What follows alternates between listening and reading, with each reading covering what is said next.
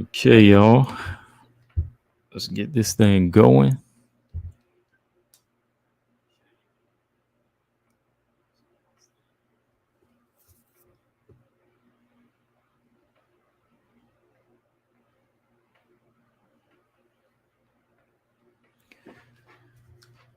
All right. So let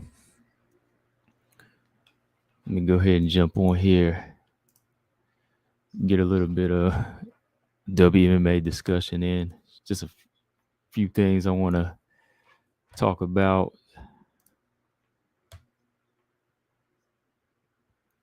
All right. Got another fight week coming up. I'm going to talk about the whole fight card tomorrow. Today, I just want to go back over this Antonina fight and so on. And some other fights that, just been not under the radar for me, but I just been busy, man. Like I said, I was out, but I've been hearing about this stuff. I just said, I'm going to take me a little break. When time comes, we're going to jump on and we're going to talk. All right, so get started here at the 2-minute mark. But welcome back. Got some of y'all already in here. I'm looking. Let me see, about 80 y'all in here. Yeah, man, let's get into it. I want to go back and talk about this Shevchenko Casey fight just a little bit, but I want to talk about Antonina mostly. I just want to talk about her, focus on her and where she's headed. Let's go ahead and ask the question. Somebody already asked me, do I think she can make top 15? All right. Want to talk about that. This weekend, we got Waterson Lemos. Got to talk about that. I ain't discussed it enough. Dern and Jan got this coming up, right? And then, I want to do just a little prelude talk to Pena Nunes. Haven't talked about the rematch enough. And then next week we got Tanisha Tennant and Olga Rubin. Gotta get at some promotion for y'all. Y'all always talking about there's not enough WMMA out there, or y'all complain about the UFC fights. Well, Invicta FC 48 should be a good card. So if you want more WMMA, go over here, check this card out. Maybe that'll help stop some of y'all's complaining if you don't like some of the fights on the UFC cards, right? All right, so let's see what we got up in here. Okay, what's going on, BJ? He said he in the shower listening. Marcus, Australia. Efren, what's up? Okay, let's see here.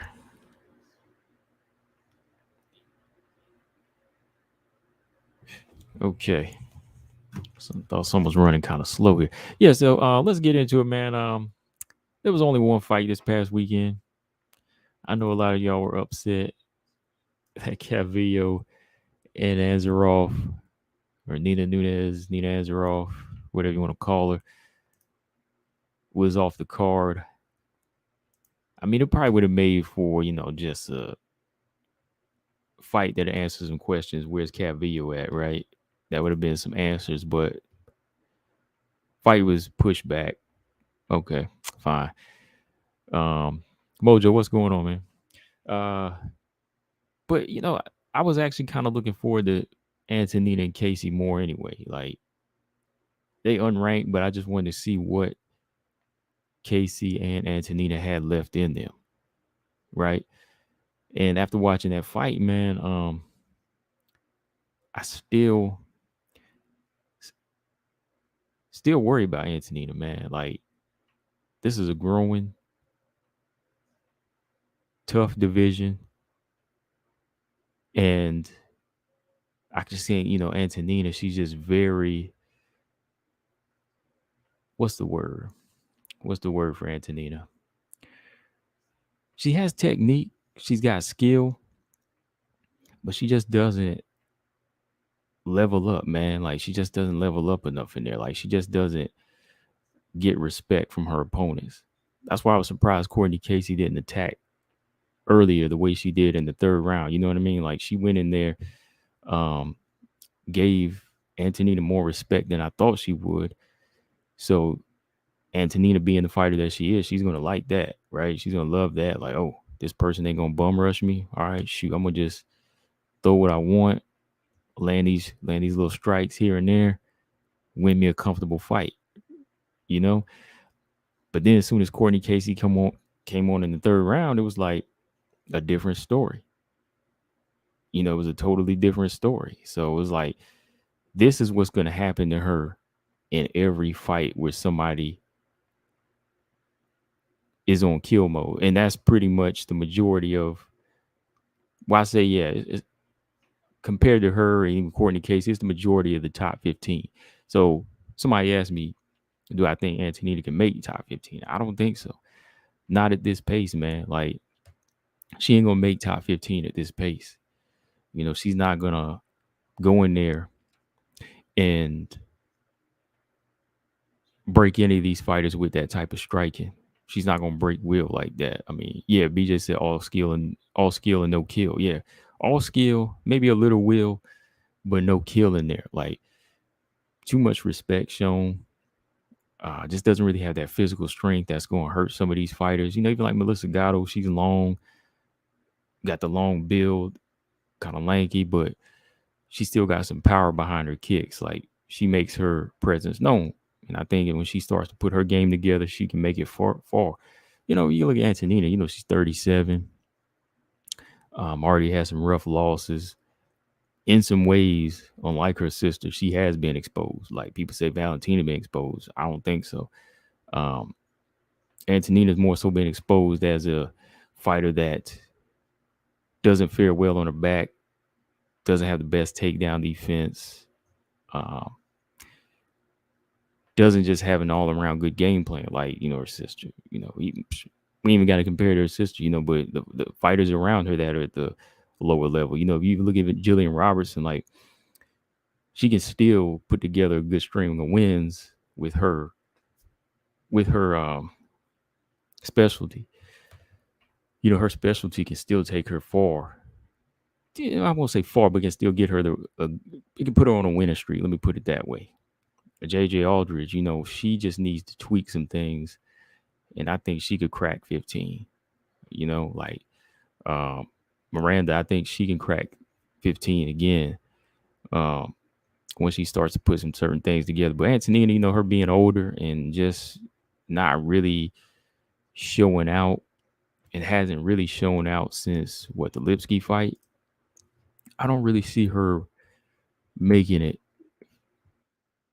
even 15, 13, 14. I just don't see that, and that's not, like I said, people think it's bashing, but no, it ain't bashing. It's just calling it what it is when you are in a division with physically stronger fighters and you got grapplers in there that are going to come after you and take you down, So, I saw her win, I said, okay, I gave her the fight. Some people thought she was robbed. I was like, some people thought Courtney Casey was robbed. I was like, no, man, like, I could see where you might think she won, but even then, I ain't gonna argue with that, because it's like, I ain't gonna argue with anybody on that, because Courtney Casey came on strong at the end of the first round. I mean, if you want to give it a round, fine, but understand why she's going to lose this fight, because she didn't do what she did all through the third round, right? So both of these fighters,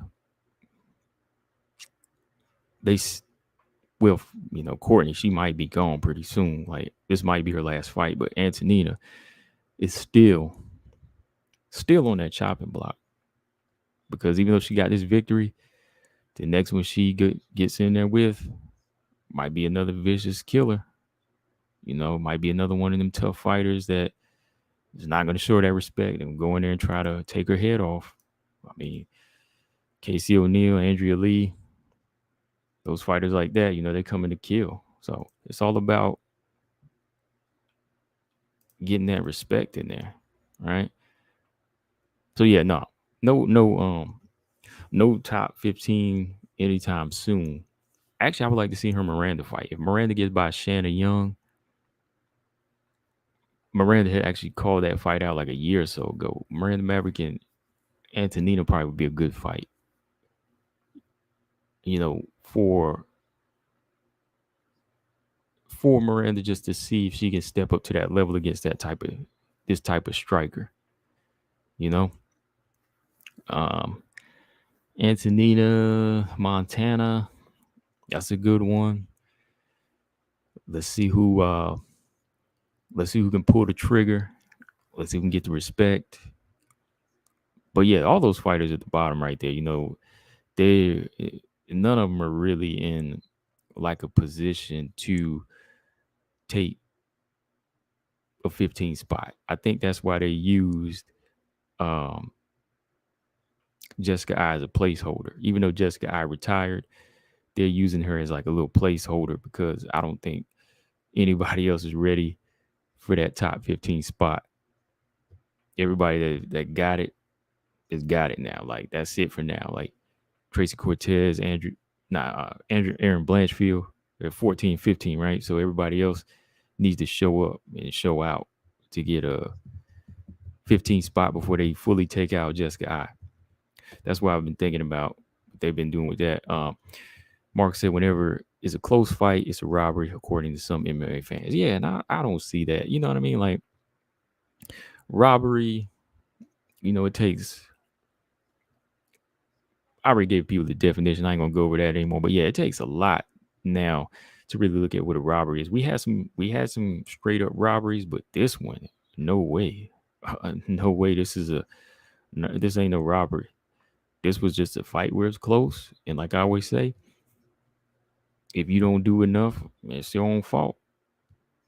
JoJo, Lauren Murphy, I keep bringing that fight up because I thought JoJo won, but there's parts where you let a fight slip, you ain't gonna get it. If you don't get it, it's nobody to blame but you. Same with Courtney in this fight. I was picking Courtney. No way I'm going to try to say she won just because I picked her. Nah, I just didn't think she did enough the first 2 rounds. Too much respect. She had the game. She had the skills to do, but she didn't turn it up. She didn't turn it up. Let's see how Courtney Casey and Montana do. Yeah, let's do that fight. Courtney Casey versus Montana De La Rosa. How would that fight be? Courtney Casey, Montana De La Rosa for walking papers. Whoever loses get their walking papers in that one. Straight, he said, I is keeping that spot warm for Tate. Pretty much. They're waiting on that. Yeah, that's pretty much it. She'll be the next one to break into the top 15. Runnerini, what's up? She said Molly McCann would beat her. Yeah, Molly McCann. She's, too aggressive. She can box too. And she'll put the work in on you. She will. All right. So yeah, that's where I'm at with Antonina. Like I said, she's keeping her career afloat one more day. And that's what it is. That's where we at with that right now. As far as her breaking top 15, like I said, my answer to that right now is no. I don't think so. So that was the only fight we had this past weekend, but let's see. Next weekend, this is the co-main event. Go ahead and pull that up. Here we go. Yeah, here's a co-main event. UFC Fight Night. Jill Waterson, Amanda Lemos. This is a 3-round fight, right? I know it's a co-main event, but it's a 3-rounder, right? Let me double check here real quick. UFC on ABC. They ain't been on ABC in a minute, right? UFC on ABC, dang. I wonder if it's gonna be on ESPN Plus too, though. Oh, is it? Yeah, it's a 3-rounder. 3 5-minute rounds. Yeah, it is. Okay. All right. Yeah, so jumping over to the strawweight division, this is a good little co-main event right here. Got Michelle Waterson versus Amanda Lemos. Some people consider this Michelle Waterson maybe her last fight, her possible last fight in the UFC. Maybe her retirement fight, because she's taking on a dangerous fighter in Amanda Lemos. But what people don't understand, this is a very dangerous fight for Amanda Lemos right now. Let me see. Pull up the rankings here. Okay, yeah. So, oh yeah, Amanda Lemos ain't even ranked top 10. She's 11 now. So it is, to me, considered a must win for Lemos to be considered the danger that we all once considered her to be. For me, like I said, I still think Lemos has a lot of good skills, but I think that Jessica Andrade fight kind of gave her a little bit of a shakeup. And it was kind of like one of them freak submissions. Like, that's just how strong Andrade is, right? That's just how strong and powerful she is. I thought Lemos was getting off to a okay start, but there were some things that could have been worked on, firing off a better jab, more movement. You got to play keep away from Andrade here and there. But okay, so that is what it is now with Lemos. So Lemos is number 11, Waterson at number 10. So Michelle Waterson at this point, rounding out the top 10. I know some people ask me, like, where do I think she's going to go from here? Like, do I think she can get back into the top 5? I don't think so, man. Like, I think this could be like maybe one of the last few fights for Waterson. Might be finishing out a contract now. Because, she is, oh, wow. They got this listed at 125. Did y'all know that? Waterson Lemos is a flyweight fight? Hold on now. Am I reading this right? Hold on now. I gotta look this up everywhere. Wait a minute here. Tapology has this listed as a 125-pound fight, which I could kind of understand why, because Michelle Waterson hasn't really been, she hasn't been really like the smallest, trimmest strawweight anymore. Well, no, they got a listed strawweight. Never mind. Maybe it's a mistake. Because Waterson, she has put on a little bit of, she has gotten thicker. Not fat, this thick, but I can understand if they did do a 125, but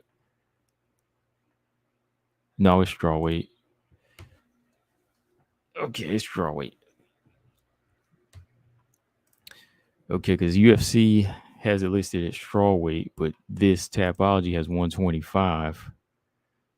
Because I remember Waterson versus Rodriguez is 125.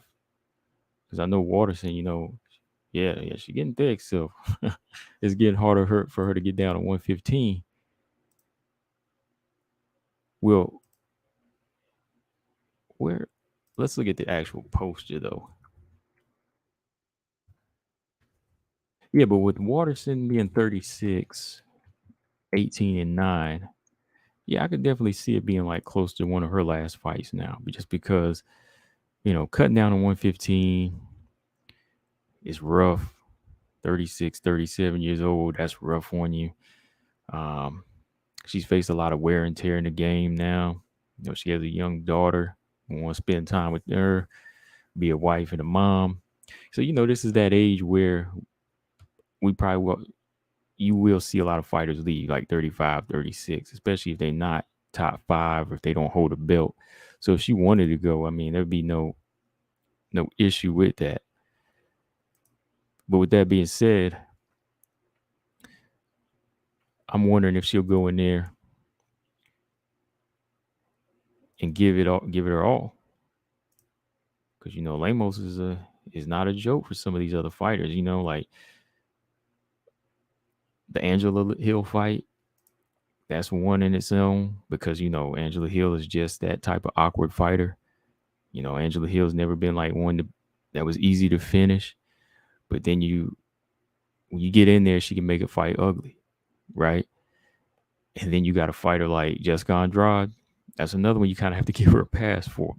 But like when you start looking in the middle part, like Nina Anzaros, Tisha Torres, and Michelle Waterson, those type of fighters, I could see Lemos doing better with. Somebody's not really bringing that power, that awkwardness, right? But Michelle Waterson, she's definitely got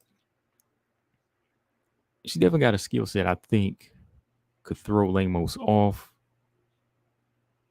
because she's got the variety. She's got the kicks. Good head kicks. She's very quick.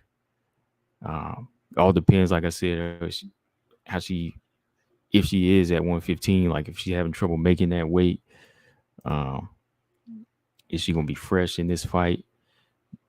She could, with her work rate, give Amanda Lemos some problems.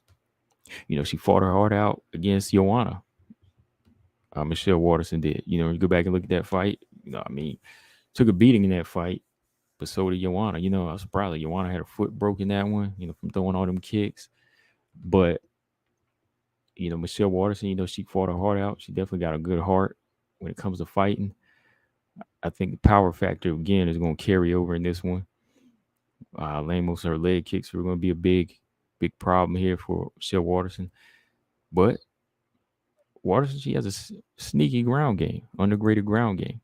If she can get Lemos down, buy some time, put Lemos on the back, win a few rounds that way, but not try to, get into too much of a grappling match, make it more of a ground and pound situation. She can make it an interesting fight.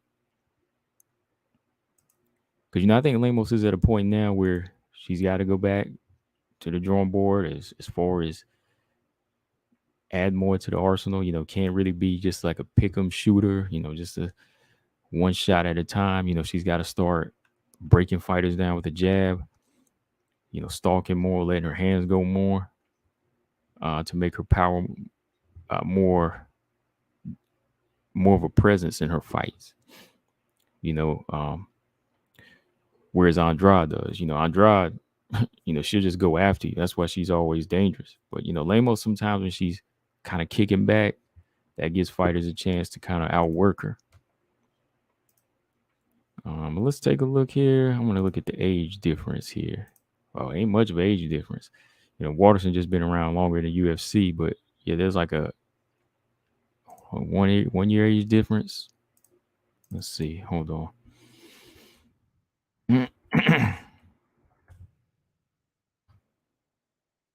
Yeah, I remember that. The Wmma Waterson fight. That was a good one. That was a good. That was a main event too, right? Was that like a UFC Fight Night main event? That was a good fight.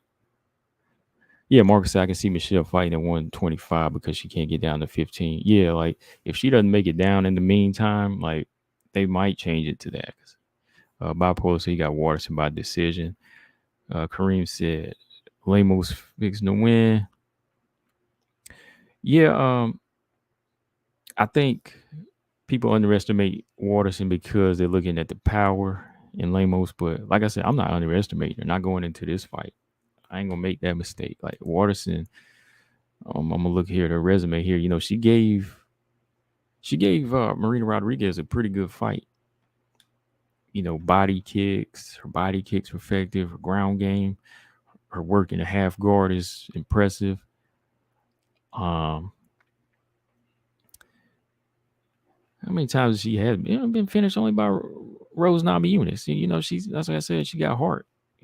She bites off heart. She's durable. Rose, let's see, got a rear naked choke. And in that fight, she was being competitive with Rose for a minute. I know Rose took over, but she ain't been stopped in like 5 years. Tisha Torres beat her, close fight. Wmma beat her. They went head to head in that fight. Carla beat her, another close fight. Her and Angelina had a close fight. So she's not really getting finished in any of these fights. Like, she's not chinny. Like, Ebot's chinny, but I don't think Michelle Waterson really showed like that level of like she's chinny. But I think the thing with Waterson in the past with me is like she just doesn't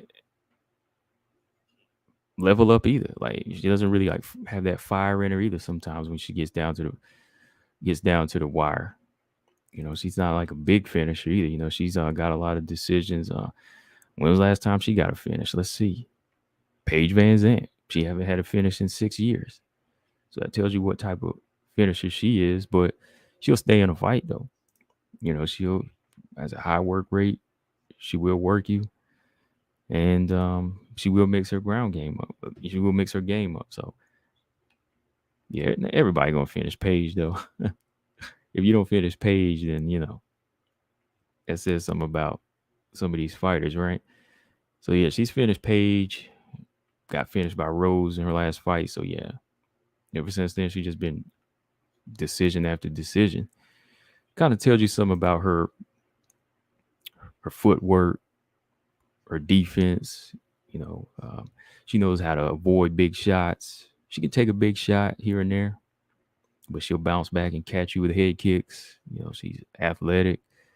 So this is another look Lemos has to be prepared for. Somebody that's going to be on the outside. Like, go back and look at some of Waterson's fights. Like, Waterson's going to avoid this puncher. Kind of like how Courtney Casey, when she fought Courtney Casey, Courtney was chasing her down, trying to brawl. And Waterson was moving. Waterson's moving on the outside, picking her shots.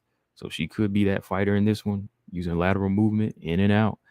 So Lemos going to have to think timing, timing, cutting the octagon off, calf kicks, breaking her fighter down, being very, very patient with this type of fighter. You can't go in there swinging wild like she did with Angela Hill, so where Angela Hill failed, I think that Michelle Waters can succeed. I'm just saying, Marcus said Michelle doesn't have a lot of accuracy with the punches and strikes. Yes, she don't have like a great deal of accuracy like Lemos, but she has a better work rate, I think. Her work rate is going to help her win over judges, like apparently you don't really need accuracy to win these fights. Like, you see what she did to Angela Hill. I thought Angela Hill won that fight, but if you impress the judges with some of this, work rate, that's what I'm talking about. Like, if you can win on the judges' scorecards, they more power to you because you figured out how to beat the system in some ways. You know what I mean? But yeah, like accuracy is definitely I'm gonna give that to Lemos. But Waterson, I think she throws more, and when Lemos is sitting back, she might get outworked. So she gonna have to be on her game, staying in Waterson's chest and not giving her any real estate. But yeah, I'm looking forward to this one. I am, just because I want to see if Lemos can get back on her danger zone, man. Some people say, "Oh, you overhyped her," and I'm like, "No, I like Lemos. Think she got some good skills, and eventually she'll break top 10." But time's not on her side. I will admit that. I know she's 11-2. She's 35 now. And Michelle Waterson, 36. She's 18-9. So Michelle Waterson is actually older in fight years as well.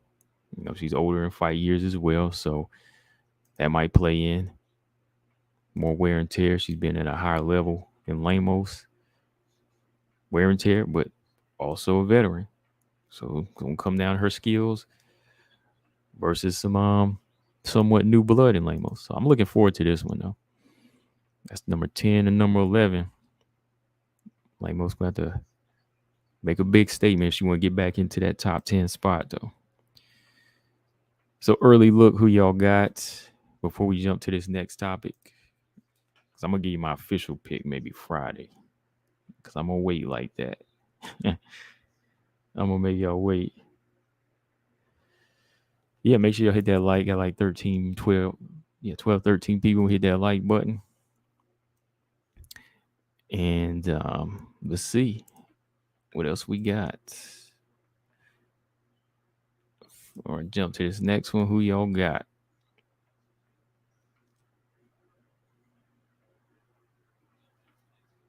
Oh, yeah, okay. Mid topic here. I want to go ahead and let's get this Carson promotion of this main event. Here we go. So here we go. All right. So far, let's see. Marcus said he got Lemos. Brian said he got Lemos by murder. Okay. Zama said, no, Lemos will make easy work of her. All right. Okay, so July 20th, Invicta FC 48. This card's been changing a lot. I'm not even gonna lie. That's why I ain't really like did no videos. There's some changes. As long as the main event hasn't changed, I'm fine. But let me see. This card's been changing a lot. Hold on.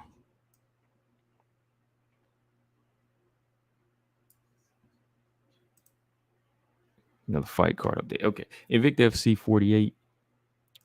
This main event is July 20th. It's in 9 days, and I will get on. This fight is on a Wednesday, right? So yeah, I have time. Yeah, I'm gonna do a fight companion with this card. Yeah, so tune in. Yeah, let me say that first. Yeah, I'm gonna do a fight companion Wednesday, July 20th for this card. So pull it up, and you can pull up another tab and join me as I call it, because it's on YouTube. So you ain't gotta pay nothing. Just pull up your YouTube browser like you're doing right now. Pull up two of them. Pull up two of them things, and you can hear me call the fight, and you can watch the fight. Or you can go to the Facebook page, Invicta FC. The card starts at 9 p.m. Eastern Time, 7 p.m. Mountain Time. Well, who here lives in the mountains? I mean, who here is on Mountain Time? Well, y'all ain't on Eastern Time like I am. Okay. All right. Yeah, I'm looking forward to this one, man. Next Wednesday, Tanisha Tennant, Olga Rubin. First title defense. First title defense for Tanisha Tennant.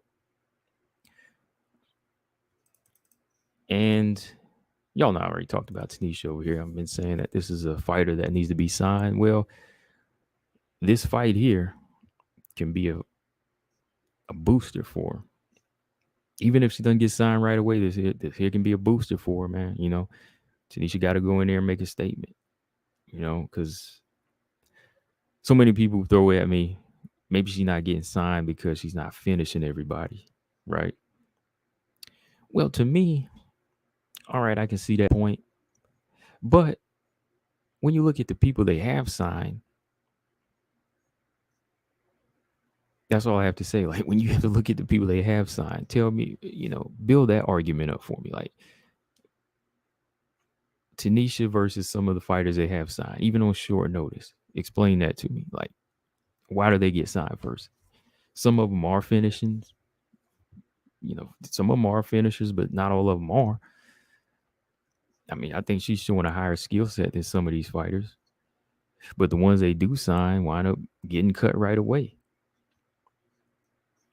I know some of them are just there to like be fillers, to stand in when somebody has to pull out because they're injured or they test positive or whatever.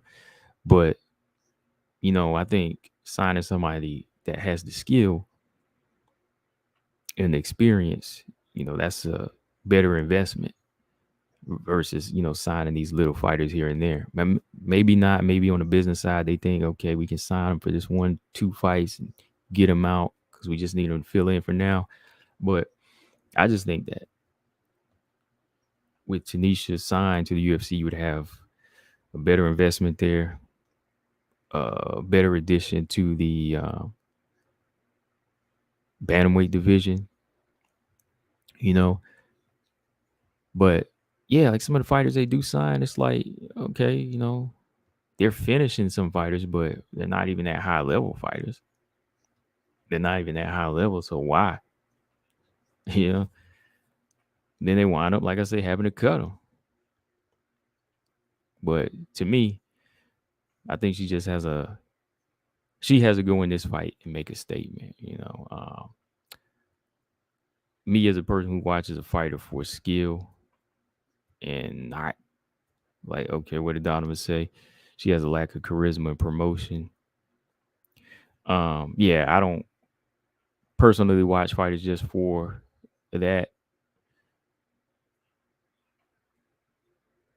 I think you need somebody, you know, that does bring talent as well. You know what I mean? Like, she brings talent. That's a good thing. Brings skill. That's a good thing. And that's the thing. People sign See, people can't have it. See, I like it balanced out. People, they don't know what they want. Like, people mention charisma and promotion, right? Apparently, Paige Van Zandt had that. You see what happens to that fighter. I'd rather sign somebody with less charisma, but has the talent, because that's why people watch fights. Because I'm looking at the comment sections every time Paige gets signed, and they like, why is this girl fighting? Why is this girl got fighting? She got charisma and she got something they like, but the hardcore fans don't want to see her fight. I think people are tired of that. They want to see somebody that has skills.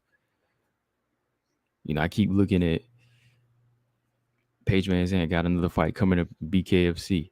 Well, she's got the promotion and the charisma and the look they want, but the comment section ain't happy. Fight fans ain't happy. They tired of it. They want her gone. So why not we take a chance with somebody with skill? Give them promotion that way. That's just how I see it. Yeah, ever said Antonina is 37. Wow, who said cut down on 115? You want to see her cut down on 115?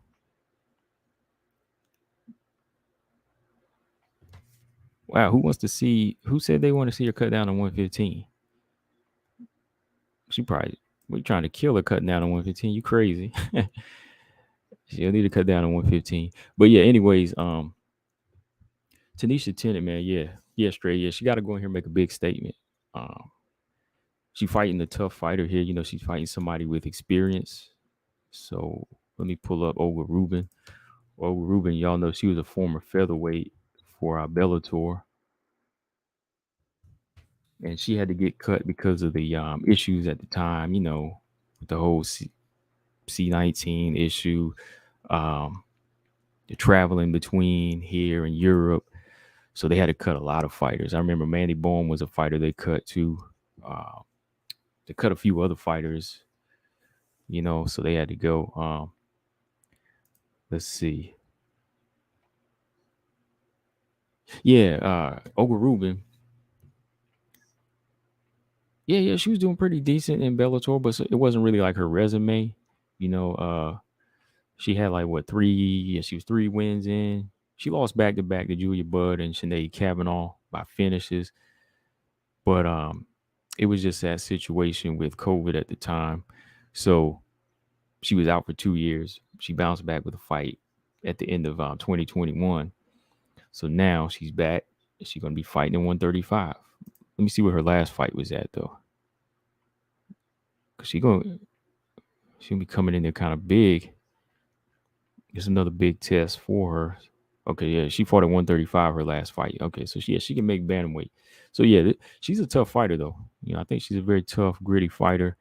So I think that Tanisha going to have to go in there, make a big statement. Cut her opponent up. Don't go in there and get crazy with it, but just go in there and blast the. Set up the fight, make it look good. Put the clinic on her, but you got to get the finish. I think she does have to get a finish in this fight for the UFC to look at it. Because, yeah, I will say, look, yeah, okay, Dana White's, he said it. I'm watching him more on the Tough Show when he's watching these fights. He's looking for excitement. Okay, yeah, but you still got to look at skills too, man. Like, I know he looking at Juliana Miller fight, and I'm like, he was praising her all day long. You know what I mean? Praising her. And we see holes in her game, but apparently that's what he wants. So here and there, Tanisha, she's got to go in there and blast her out, like, and look intimidating, And that might be the one thing that I think does hold her back a little bit. Because, look at Manon. There's some intimidation there. Brutality when she's beating these girls up. Uses a lot of skill, but there's still like a level there, of how she does it. Like, I know Tabitha Ricci was small, but that fight was vicious, No, I'm gonna say when was the last time Rubin fought? Oh, I just said in the 2021. She was on a 2-year layoff, because Bellator cut her. But yeah, she just fought back in November for Octagon. Um, yeah, man. Like I don't know, man. I'm just looking at some clips here. Tanisha, yeah, she fights she tries to fight that perfect fight. Very cautious like Valentina, but there has to be times. Yeah, I can say you got to go in there and show out sometimes. Just don't put your chin out there. You know what I mean? Don't put your chin out there. And you ain't got to be like the Story Ranko fight. What's her name? Versosa, where they were just like that bloody battle. You don't want that type of fight. But I think on one side of beatings that she does put on, that should say, hey, man, this girl got skill. We got to get her in there. Like, let's test her against some of these UFC fighters. But the more I think about it, yeah, with Dana, man, he does like hold back skill. He just wants looks, or he wants somebody that's gonna go in there and draw blood and be about that fight. Cause you see, he don't even give like Valentina the like right props to me. Like he doesn't see that highly of that type of fight. Like you see, Valentina can't even get a main event, right? Gary said fans praise skills to a certain point. Tyler Santos got an IG follower boost from losing the Val.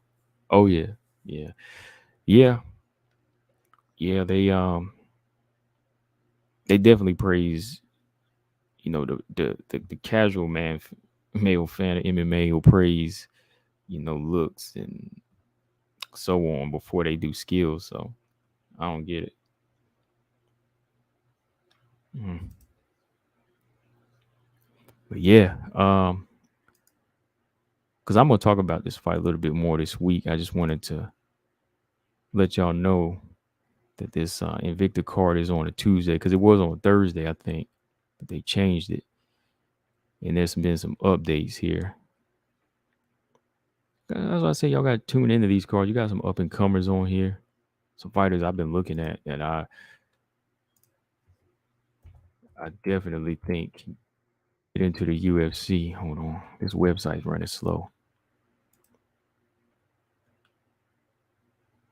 Hang on. Here, where are we at? Come on.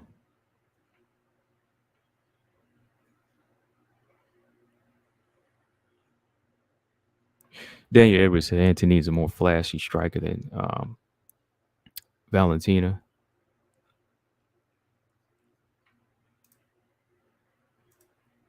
Yeah, okay, here we go. Okay, so Invicta FC 48 fight card. How many fights we got on this card? 1, 2, 3, 4, 5, 6, 7. Okay. Okay, bantamweight, we got Autumn Norton versus Maria Huchik. Featherweight, Amber LeBrock versus Morgan Freer. Y'all remember Amber LeBrock, right? Amber LeBrock. She was in Invicta like 5 years ago. Got knocked out by Megan Anderson. Then she went to Bellator. She's a big featherweight too. She's tall, long, but has some power. But yeah, in that fight, she got stopped. Let's see, strawweight, Melissa Odessa Parker versus Isis Verbeek. Yeah, Isis Verbeek, yeah. She's got skills. That girl got skills. I like her. Flyweight, Liana Perozin versus Christina Williams. I know a bunch of people were picking Perozin last time. Then when her last fight, I think it was Perozin or somebody. Christina Williams pretty scrappy though. So we'll see how that fight goes. Strawweight, let's see. Kyra Batara versus Valeska Machado. Some of these fighters, yeah, they knew. Bantamweight, Toledo Bernardo. Yana got it. Gadelia. Oh, y'all remember Toledo Bernardo. Who remembers Toledo Bernardo? Y'all remember Toledo Bernardo? She was the one that Vivian Araujo like cold knocked out, right? Yeah, she's a former UFC fighter. Let's see. 6 fights and a title fight. Tanisha Tennant over Rubin. Yeah. So yeah, I'm gonna do a fight companion for this one. I'm gonna be on next Wednesday, 9:00. Dang, it's 7 fights though. I thought it'd be like 3. Had me on here till 1 in the morning or something. maybe midnight. Granted, if they ain't, if somebody gets finished, I get off earlier. Mark Robinson, what's up? Daniel ever said Dana's smart to have Val a co-main event until she has the right dance partner. Yeah, yeah. Tate's like gonna be the closest thing, right? She's like the closest thing to that. Let me look at that knockout real quick. If y'all don't mind, while I'm talking, I'm gonna pull that knockout up. Let me see if they got it on YouTube. Hold on. Bernardo Arujo.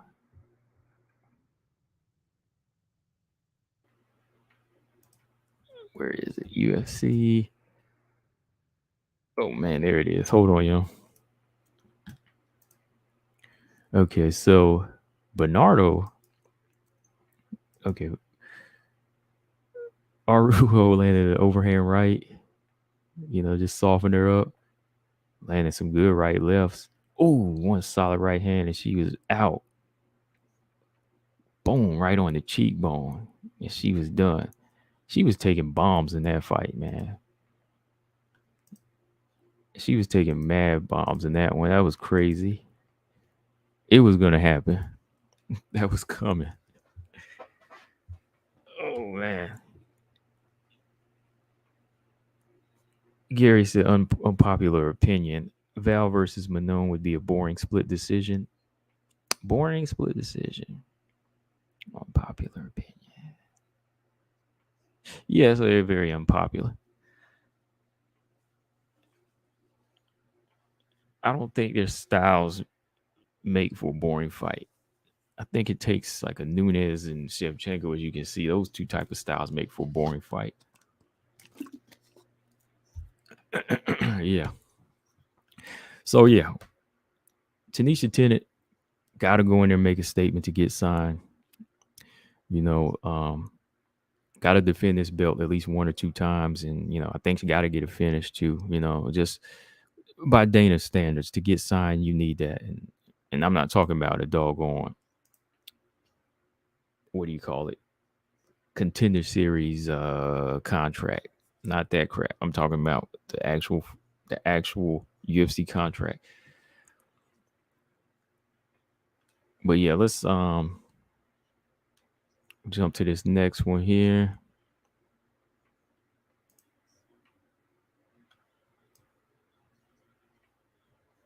Ooh, let's see. 1, 2, that was third.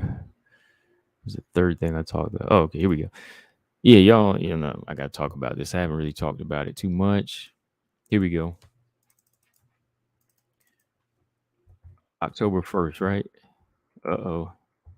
Mackenzie Dern versus Jan Jaunan for the interim title at strawweight. I'm just playing. This is for the interim title, y'all. Mackenzie Dern versus Jan Jaunan for the interim women's strawweight title. Oh, let me stop playing, man. Y'all think I'm doing clickbait over here. Now, this ain't for no interim title. They don't need to be an interim title. Like I said, I don't think there should be an interim title at strawweight. I think we know who's next. Zhang Wei Li and Marina. That's the whole purpose of the rankings. Okay, so October 1st, we got the number 4, Mackenzie Dern, taking on the number 5, Jan Jaunan. Okay. Marina Rodriguez done son them both. With daughter them both, I guess you want to call it. Marina Rodriguez victims. Nah, they ain't victims because Jan Jaunan, technically, to me, I thought Jan Jaunan did enough to beat Marina. So styles make fights, but this first look, I think this fight's gonna be good, man. I think this is gonna be good. We got a rejuvenated Jan Jaunan. Definitely looks sharper in her Marina Rodriguez fight. Been working on her grappling and wrestling, getting understanding and putting it together. And then you got Marina Mackenzie Dern. You got Mackenzie Dern on one side, who's kind of the opposite. She's a good submission artist, good grappler, good jiu-jitsu practitioner, I call her, but doesn't have the doggone balance and footwork. Still doesn't have that down to me. She's working on her hands. She can throw a good powerful right, overhand right. She can throw a good jab here and there. But man, like Mackenzie Dern, she throws her weight off of these shots. That's why she's off balance a lot. So Mackenzie Dern, she's on the opposite side. Like these two are opposites. Good striker, boxer on the right, and Yan Janan. Ground game is improving. Then you got a good jiu-jitsu practitioner with hands that need to be improved. So to me, this is a fight where whoever can bridge their gap can win this fight. If Yan Janan can work on her takedown defense, use a little bit more lateral movement here, and keep the work rate up that she usually keeps, and the strength, she can win a decision. Mackenzie Dern, if she can wrestle for once in her fight, and if she can not, throw them home run shots and depend on them home run shots and get this fight straight to the ground with maybe an overhand right or her wrestling, she can get it, But I think it's all about who's improved more. Like who can improve more in this situation? Who has improved at this point? And I don't think we can really base it too much off of the fact they both fought Marina, but because it is, a style situation. I think Yan Janan's style against Marina just wasn't ready for that type of combination punching, and somebody that was going to use footwork on her, somebody that was going to move around. Where Mackenzie's just ignoring that. And she's going to close distance anyway and try to get this thing down. She better not try to box with Yan Jana. I hope she learned her lesson from that Marina Rodriguez fight. Let's see. Let's look at resumes anyway. To me, I think resumes, Mackenzie Dern, okay, she definitely slid into that top 4 spot at 12-2. Let's see what kind of name she's got versus Yan Jana. Okay, she got a close win over Tisha Torres. Questionable. Almost got shut out by Marina Rodriguez. That was clear-cut loss. Clear win over Nina Ansaroff. Got her down armbar. Verna Jandaroba, to me, that was another close one. That was a unanimous decision, but I thought in that fight there was some questionable moments that I think the judges just gave to Mackenzie Dern. Anyways, to me, it was close to me. Before that, she submitted Randa Marcos and Hannah Cyphers. So her resume, there's some fights here and there where kind of questionable decisions, but the names doesn't have too many big names there. Almost like big names, but like experienced top level names. Hang on, let me charge my phone.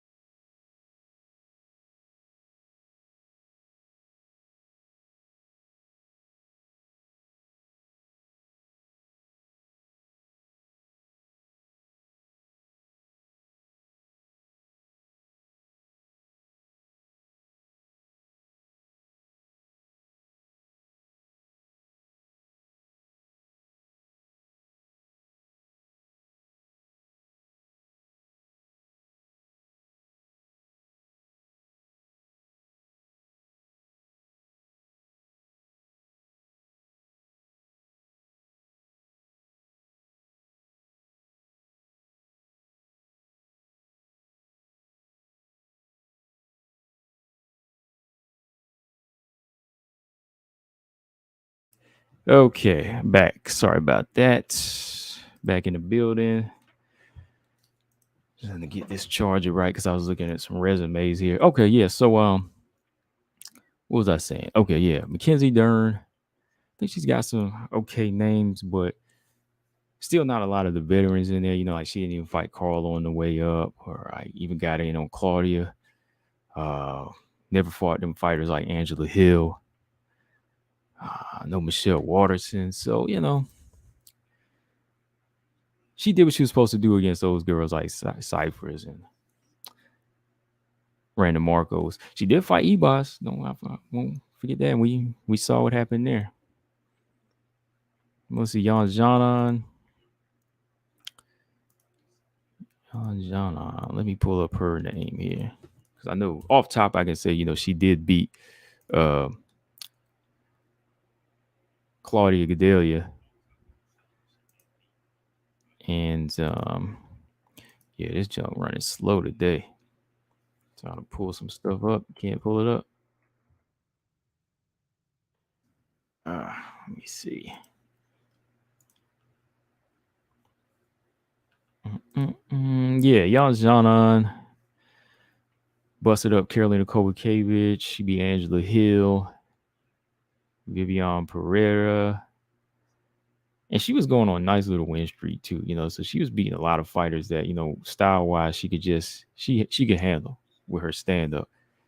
So, early look, I don't know, man. I think Young Janan, she could do it again in this fight, man. She could go in there, pick right back up with them same skills like she used against Claudia, even against Carolina. She just has to be very smart with her footwork. She's got to be able to move and, just like Marina did, pump the jab out. Hand speed. Yan Janan already has that advantage over Mackenzie Dern. Her hand speed could shut down her power. So it's all about, to me, Yan Janan using that combination punching and just movement.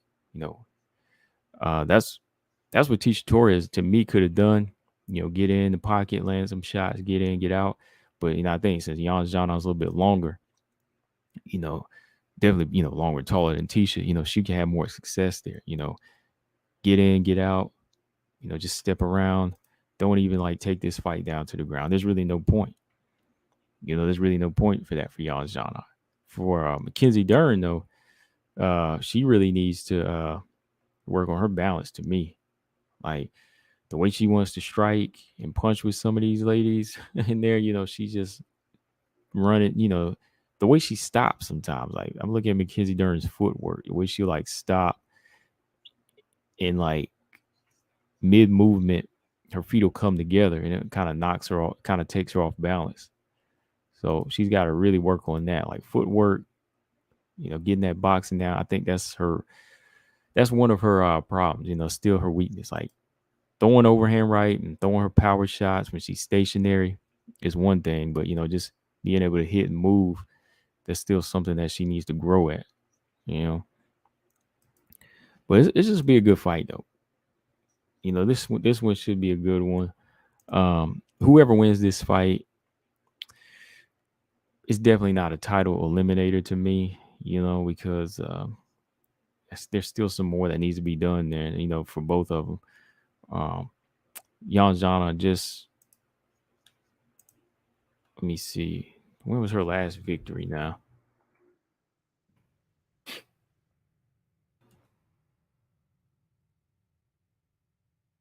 As soon as Mackenzie Dern stepped her game up against an elite striker, she got picked apart.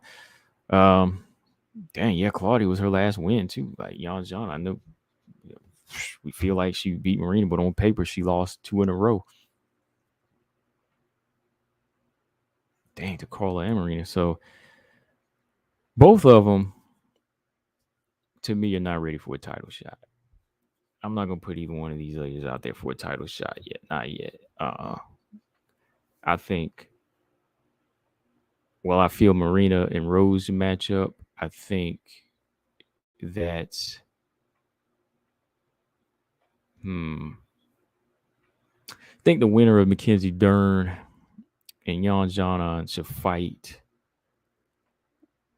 the loser of Rose Rodriguez. I think that makes sense. Derek Bailey, what's going on, bro? I think that makes sense, y'all. If we put the winner of this fight in there, the loser of Rose and Rodriguez. Because you see, 4-5, 2 back-to-back losses, and you beat Dern. That's not really like a title eliminator. No, got to fight like another good fight to get people saying, "Oh yeah, that's legit." So with that fight book, Dern and Jan Janan, shoot, they might as well go ahead and book Rose and Marina now. As I've been saying, let's go ahead and get that fight underway. Culture Mix, what's up? He said, I always said Dern was overrated. Yeah, she slid into her spot, at the right time, man. But there's still some work that needs to be done. That's why I can't say, she ready for no interim title. No interim title, no none of that. Like, you look at the resume. Yeah, we talked about the resume over here before. The resume is a still kind of questionable in some areas. James Press, I say Rose versus Dern or Rose versus Marina. What you mean after this fight? Yeah. No, whoever wins this fight should fight that loser of that fight, which means it could be Rose. Yeah, Rose or Marina. Yeah, so whoever loses, yeah.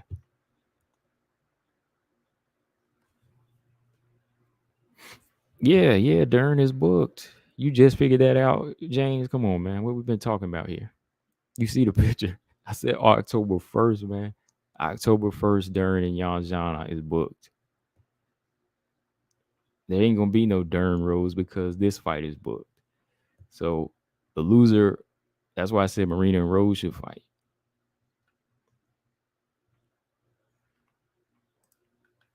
Come on, y'all. You gotta keep up. Let me see. All right. So yeah, I'll definitely take that fight now, Marina and Rose. That should be good, because let the 1 and 3 fight, while 4 and 5 fight, and then the champ and number 2 fight, and then we'll be getting somewhere again. Well, Carla catching mad heat right now. Carla's catching that heat. She better, she got to go in there and do something big against Zhang Weili. She got to win some fans over. I mean, nah, it's too late for that. Everybody wants to see Zhang Weili get that belt back. Zhang Weili got to get that belt back, man. All right, so yeah, I'm gonna do a breakdown for this fight later though. I just wanted to, fill y'all in, let y'all know I am looking at this one, But yeah, early look, I'm gonna tell y'all right now. I think Jan Janan should have no problem winning this fight. I think it's Dern. Let me put it this way: Jan Janan should have no problem winning this fight. She should have learned from that Carla mistake. She's seen what Dern does wrong and what she does right in the past. There's no reason she should lose this fight. But from Mackenzie Dern, there's got to be certain changes that she makes in this one. She's already shown, like I said, the holes against the elite strikers like Marina Rodriguez. So there's certain things she got to do. She got to change. But I can see her, she could pull it off, though. When you look at somebody that's really, really got that killer instinct and they're just committed to just taking you out, like Jessica Andrade or somebody like that, if it's one of those, if it's her in there with one of those, it's pretty much easy to say it, like, okay, this fighter's gonna go in there and do it. But when you see sometimes the mistakes Jan Janan can make, even though she does have the skills to beat Dern, like she might throw a wild shot Dern switches levels on her like Carla did, then you're gonna be like, oh snap, Jan, what are you doing? You know what I mean? Like you'll be like, come on. But Dern, same thing with her. You'd be like, come on, Dern, you ain't learned that yet. Like you'd be like, you still ain't learned how to, throw that jab or that overhand right and not fall over. You know what I mean? Like or how to pace yourself. So there's just those situations like that with particular fighters. Like they have certain things, but they still don't do enough. Like Marina, we talk about her having a lack of ground game, but she still finds a way to win. Like she can get taken down, but she'll survive and she'll get back up and find a way to win. I mean, barely in the Yan Zhanan fight, right? But she'll still find a way to win. Yeah. Yeah, TJ. Yeah, that's the point. Yeah, Dern is dangerous, but she's sloppy. She's dangerous, but she's sloppy. And that's why I say like you still have to be on your game somewhat, because if you're not, that danger kicks in. Like exposed to sloppy, and you should be good. Like if you really want to be an elite fighter, that's what I'm saying. Like you have to take it to that next level, and for either one, whoever wins this fight, to me, they're still going to have to do a little bit more. Still going to have to do a little bit more. That's why I just wasn't with no interim title talk right now. I'm like, that they don't need that. Culture Mix says Marina would knock out Rose cold. She got power, man. She got power. Should be a good fight. The thing is, like, it's a striking match. It could be a striking match for so long. Rose still has that go-to of the ground. And you go back and look at some of her fights, she be switching it up, man. She'll switch it up in the 5th round and take you down. So she's slick sometimes.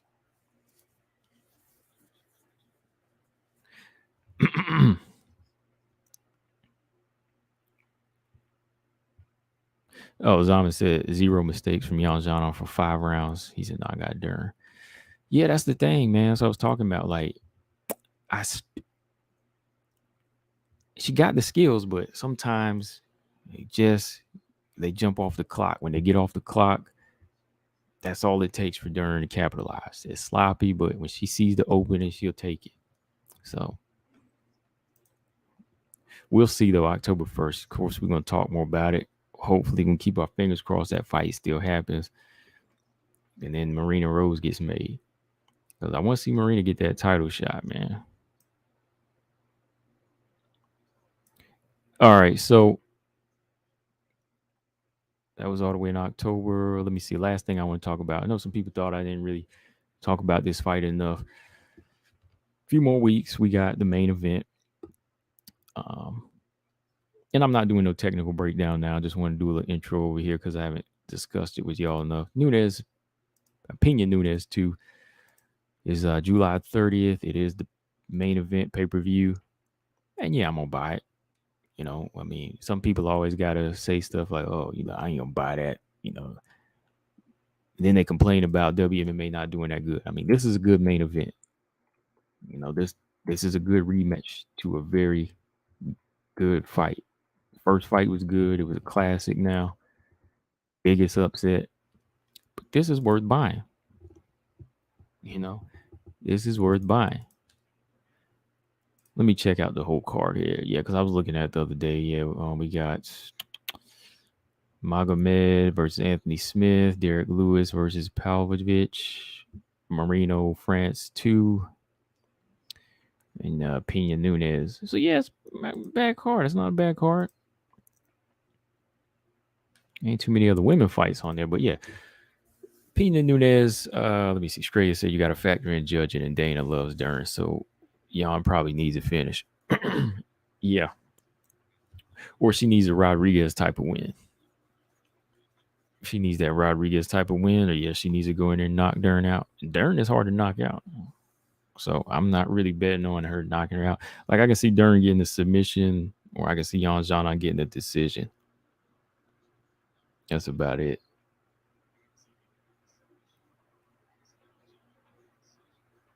Okay. All right. Pena Nunes 2. Yeah. That was my first thoughts on it. Definitely looking forward to the rematch. Definitely looking forward to this one, man, because I am really. Hold on, what are y'all doing? This is TJ said, why was Zalman timed out? Oh, had to time somebody out again? Oh, Marcus did. Okay. Oh, he did it by mistake. Okay. He said, no, let's not start with the pocket blocking. Yeah, y'all gotta, be careful with that. No, Marcus is always good with that. Marcus, he's giving a pass because he knows what to do. Zaman, it had to be Zaman too. You know what I mean? Like it had to be him. It had to be him. That's what makes it funny. It was him last time, and it was him again.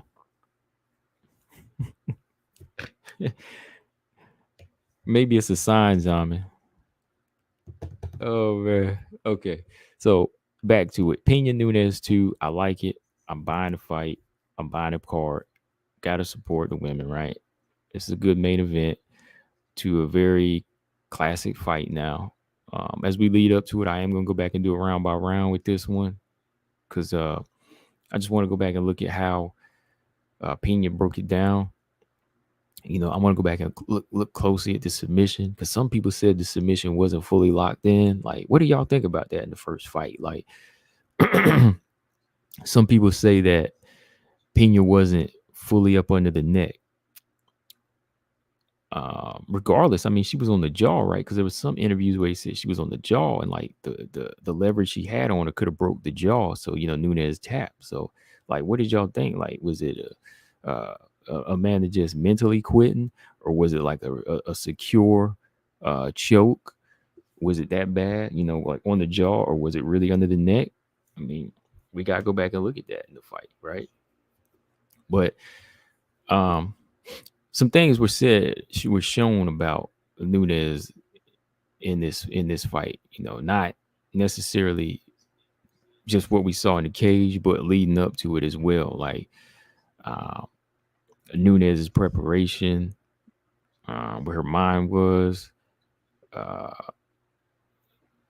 the the weight cut, different things like that. I mean, y'all gotta remember she had been out of bantamweight for 2 years, so her coming right back in against somebody like Juliana Pena just made me say, like, I don't know this time. I'm like, I give Juliana Pena a chance. Like, even if y'all says, even if it is a 30% chance, y'all say, oh, that's too much. No, that's still a good chance. Like, I couldn't say it was 50-50. I at least say it's like 70-30 because I gotta give the champion their props. But Pena was talking big game, definitely had the style. So that's a dangerous fight for her to come back against. No lie, style wise it is. Somebody that's gonna really push her cardio, and somebody that was secretly working on their striking. You know what I mean? Like Pena's improving.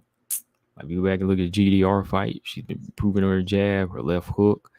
And you look at her when she was landing straight jabs in this fight, it was like, yo, she really has improved with just her basic jab. And Nunes wasn't ready for that. Like Nunes could not. That's what made it crazy. Like I think made a lot of people question.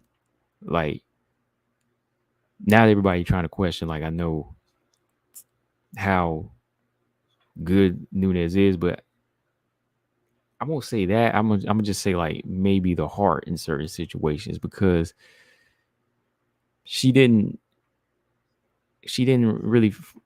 couldn't find a way to fall back on something to make an adjustment in this fight. Like when she was getting hit square in the face and she couldn't hurt Pena, there was really no other way to go. Like to me, Nunes didn't really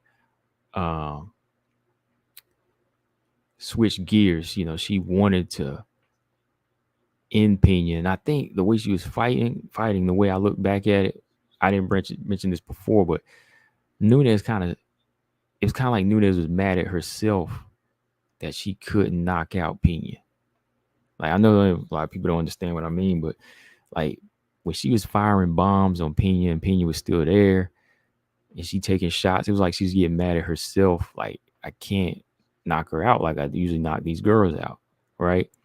So when that didn't work Of course, that was just like the ego taking over. It was too late to change or even have that in her mind because she was so deep in wanting to go into a firefight with Pena. That's what Pena liked to do. Pena liked to go in there and she walk in the fire. She'll walk in the fire. Cause I was just looking at how Nunes was looking in this fight. I was like, what's she doing? Like, why is she just in there throwing these shots? Like, you and I get out of the way of jab. Come on now. Come on. So that's the part I think a lot of people kind of started to question. Like, I ain't gonna question her resume or legacy and none of that, but just certain moments when it gets thick, she will kind of fold. She will kind of fold in those certain situations. So going into this fight, that's really what she's gonna have to focus on, is being able to switch it up and understand, like, if the power ain't working, something else has to work. But all the while, Pena is improving in certain situations. You know what I mean? Like, she is improving, and that's gonna be the hard part. Whenever Pena starts to balance everything out, balance her game out, it's gonna be hard to crack that for Nunes. Because, she can also be thinking about what happened last time. She can be thinking about that. Got to worry about her cardio. Got to worry about getting outpaced. That was another thing about the first round. She was getting a high-paced grappling match. She may have won the first round, but she came out using more energy than she wanted. So there's a lot going into this fight for her, that I think that if she ain't on it, right back to it. It's the same thing gonna be repeated from last time. So yeah, man. You know what too? Like the tough house, like, I don't know, man. Like, there hasn't really been a lot going on with them. Not a lot of like drama. They haven't really had any run-ins yet. I mean, we on the last 2 episodes. We got one more coming up tomorrow, one next Tuesday. I think Pena said, like, Nunes kind of avoided some of that drama. Neither one of them really wanted to, look at each other square in the face, or, get up in each other's face. Like, the closest they had the competition or, tension was an axe throwing. And the axe throwing, that kind of showed me a part of Amanda Nunes. Like, Amanda, boy, when it's about her, when it's about her, she will win. Like, when she won her game, she will win. Because, like, I think she's a good teacher in some elements. Like, she does give game. It should be all in the fighters, but I think Pena's more nurturing when it comes to as a trainer. But when it came down to the game, man, she's competitive, man. She put that, she was putting that axe through the bullseye like crazy. She was putting that axe through the bullseye like crazy. You know why? Because they said $10,000 goes to the winner. $10,000 goes to the winner. That's why. That's why she had it. You know what I mean? Like, $10,000. She heard that.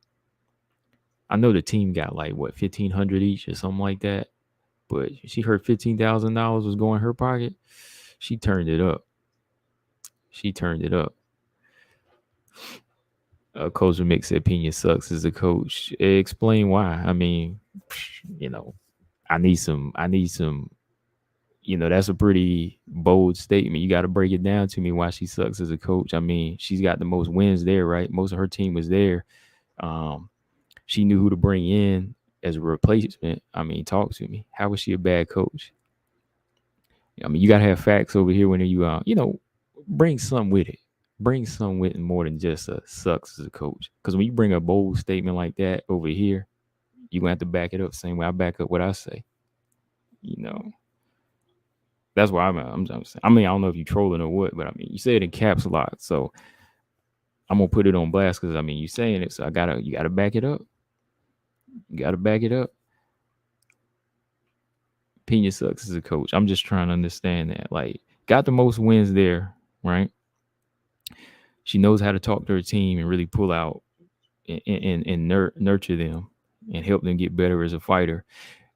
And it was some of Nunes' team that were talking about her that weren't impressed with it. So talk to me. What's her name? Catherine Paprocki wasn't pleased. Chandler Cole, he kind of had some things to say because he had an injury. Um, there was just some other things too, just that it just showed in the results. I'm just saying. I ain't hear anybody talk about Pena as a coach. Pena was taking care of them. Now, if you talking about the axe throwing, yeah, she was bad at the axe throwing, but coaching, nah, I don't think so. Pena, Pena, she teaching these fighters what to do and what not to do because she's been through it, right?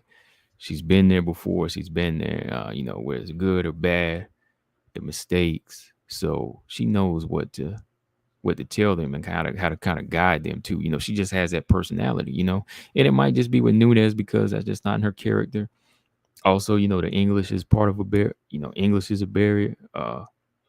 It's kind of sometimes it can be kind of hard to get through. So, all right, Coach Mick said he out. All right. I ain't hear nothing about it. I ain't hear nothing to explain, bro. Come on, man. Let's keep emotion out of it. Let's have a conversation. Let's not argue. Let's have a conversation. Let's not just cap lock things on out here, man. Like, let's talk about it.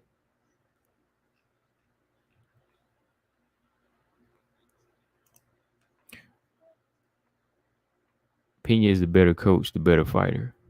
Is the man the Nunes. Right. Exactly.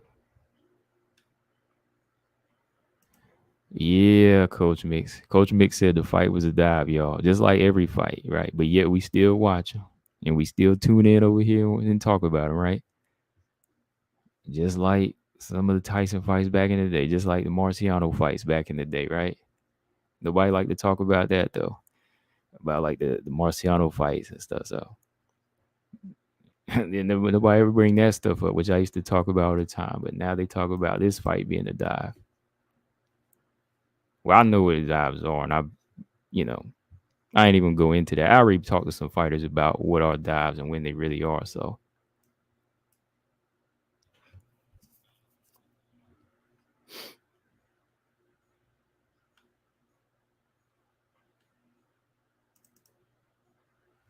hold on.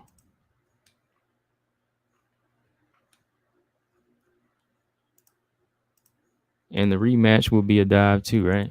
But yeah, we ain't talking about that. I'm talking about like coaching wise. If you look at Pena, she's better. Just better at talking to her fighters. She's just better at guiding them, and I think making them. I won't say comfortable, but she's definitely good at because you don't want a fighter to be too comfortable. She's definitely good at getting through to them. Definitely good at that. So if that could win you a fight, then yeah, she's gonna win. But no, like I think Amanda's still gonna come back a little bit sharper this time. I think she's focused. Like even like the last couple episodes I looked, she definitely looked like she was her weight. She looked a little bit trim. Like she looked trimmer than she did in this picture here. Like if you look at Amanda Nunes in that last tough show, she looked a little bit trimmer. Like if you look at her face versus this one here, she started look like she started losing some weight. She definitely did.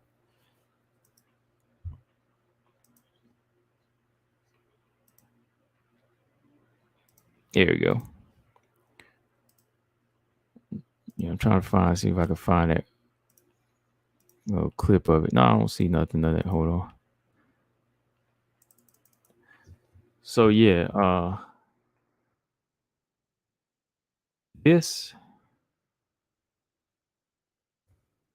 this fight here, man, I think that if Juliana Pena sticks to even just even like more polished round two, if she picks up right there and adds maybe a little bit more defense to her game, she might make it a tough fight. But I know this is what I was gonna say. I'm looking at like the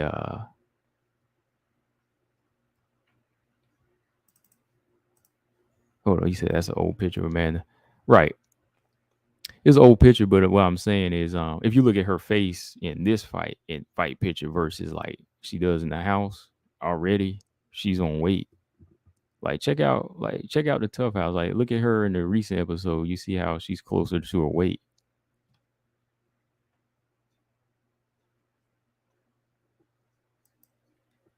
Straya said Nunes has communication issues, poor English. Yeah, yeah, that might be the barrier to like I said that kind of is one of the issues I think with the with her team.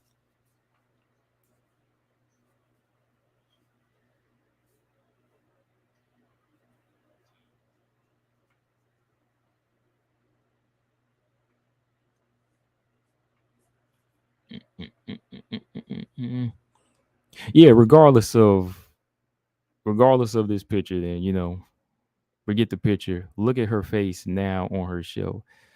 Look at her on the Tough House. Like she's looking like she's making weight. That's my point, though. Derek Bailey said her English is still bad. Yeah, they still have to have the they still put the subtitles out there, but I don't know, like when she's having like conversations in there with them, like it seems like it's some of them might just be kind of gone lost in translation with everything she wants to say. Like, yeah, it's gotten better, but I think that maybe that's just a piece of the issue, though.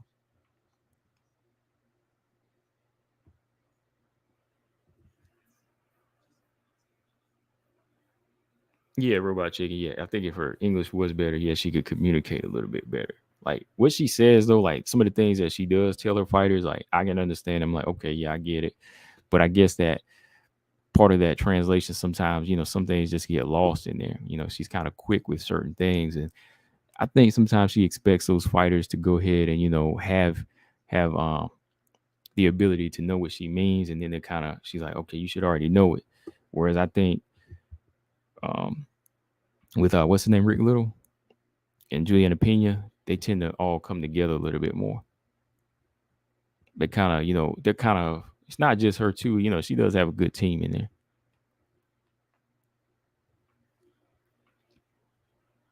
But yeah, man, it's like I said, y'all say it's fixed to dive or whatever. I mean, hey, I'm tuning in still. It should be a good fight. Uh, I think it's still. I ain't gonna lie. I think I still got it with Nunes um, at 60% and Pena at 40. So yeah, it's getting tighter. I think it's getting a little tighter. I think Pena did enough to tighten it up, but we're gonna see what Nunes can pull out the hat. I got to give the champion some credit here. Because like I said, my first round too. No, she was landing some good shots. She was landing some good shots, to the legs. She was landing some good calf kicks. She was landing some good calf kicks that did hurt Pena that first round. No, like one shot she landed dropped her, right. Like she was still effective in that manner. So it can't be a trading fight. It can't be another trading fight. Because when she starts to trade with Pena, that fires up Pena. They go back and forth more. But if Nunes tends to set up shots more, set up the ones that she can't see coming, yeah, she can get her out of there. But next week, who's fighting? Usman's brother and that Eduardo, what's his name? Sanchez, the last fighter, the last fight, flyweights is what's it? Caitlin Neal and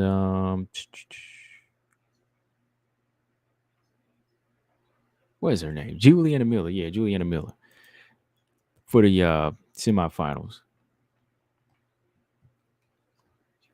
Yeah, man. Coach just said Brogan is the best fighter on the show. She's a good fighter. She's a good fighter. I thought Gallardo won that fight though. I ain't gonna lie. I thought Gallardo won. Yeah, Brogan's good though.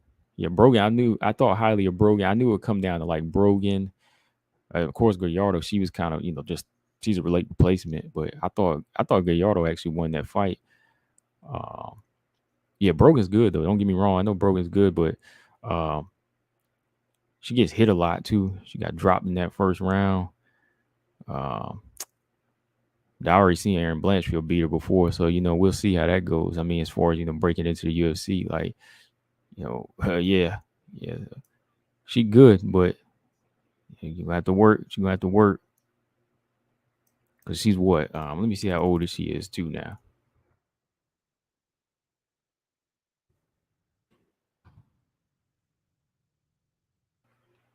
Yeah, she's only 7-2. Yeah, she did beat Miranda back. Back in the. I remember that fight like 4 years ago. Yeah, she beat Miranda convincingly. But I know whenever she fought Aaron beat her. Pearl beat her. Um, she is 32. Okay, yeah. Yeah, I thought she did because that was a nice it was a nice feint because Gallardo went to look like she went to like level change, but then she came back with that right hook, pow, right on her jaw. She went down, off balance or not, she went down from that thing. She went to like level change. That's where I got mad though, like with Gallardo because Gallardo didn't continue to do that. Like Gallardo was faster. Like Gallardo's jab was smacking her in the face. Like you could hear Gallardo's shots, like the overhand left. She was hitting Brogan with some hard shots.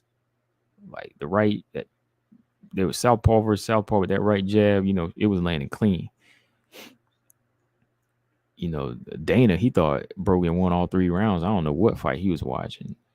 I don't think so. Colton said Hannah Guy beat her. I don't. Nah, I don't think so. No, Hannah Guy got pieced up in that Brogan fight.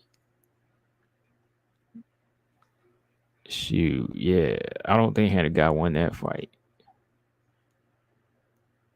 It's obviously who's Juju fighting that. Caitlin Neal. Caitlin Neal. Yeah, Juju's fighting Caitlin Neal. Juju's got, some, she's very aggressive. She's tough. She got some dog in her, she get hit a lot too, though. When it comes down to it, let's see. It's going to be her versus, let's see if Juju can win. Probably be Juju versus Brogan. That would be a good fight.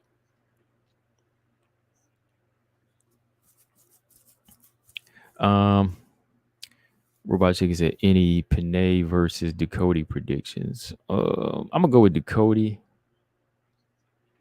Yeah, I'm gonna go with Ducote right now.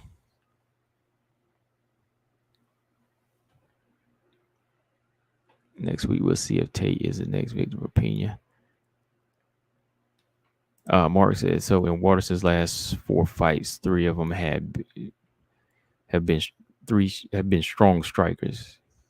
Now she has to face Lemos. Hopefully she learns how to deal with these type of strikers. Yeah, it's going to take some ground game, I think. Some mixing it up. It's going to take some movement. Yeah, I'm going with Ducote this weekend.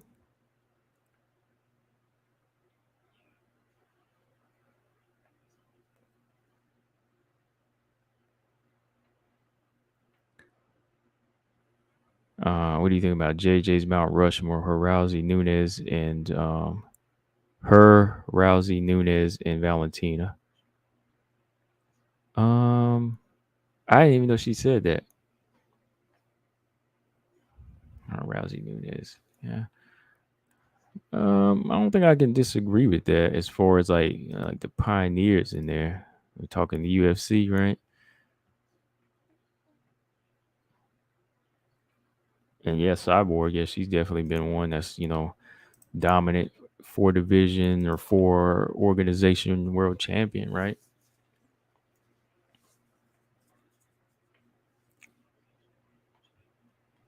Yeah.